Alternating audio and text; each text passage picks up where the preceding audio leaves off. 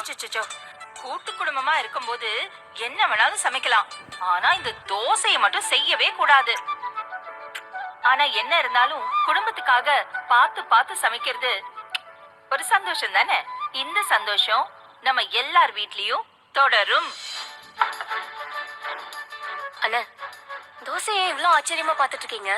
இல்ல நிலா, இவ்வளவு நாள் நீ சுட்ட தோசைன்னு சொன்னா சட்னி கூட நம்பாது. அண்ணா, உங்க அளவுக்கு சமைக்கலனா கூட நாங்களும் சமைப்போம். சரி சரிம்மா. அம்மா, மத்தவங்கள எங்க? இனிமே கண்ட நேரத்துக்கு சாப்பிட முடியாது.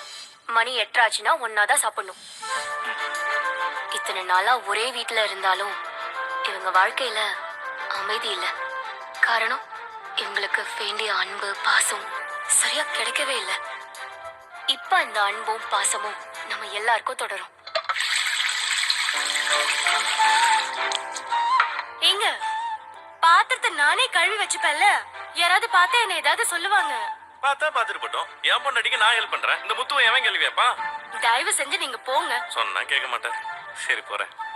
இந்த மாதிரி நமக்கு துணையா ஒருத்தர் இருந்தா எல்லா கஷ்டங்களையும் கடந்து நம்ம வாழ்க்கை அழகா தொடரும். மணி 9 ஆச்சு, வாத்துங்களாம். லைட்ட போட்டுக்கிட்டு படிக்க வேண்டியதானம்மா. லைட் போட்டு படிச்சா இவங்களுக்கு தொந்தரவா இருக்குல்ல அம்மாச்சி. அதெல்லாம் ஒண்ணு இருக்காது. நீ இந்த காப்பிய குடிச்சிட்டு போய். என்னடா பாக்குற? என் பேத்தி டாக்டராக்கு.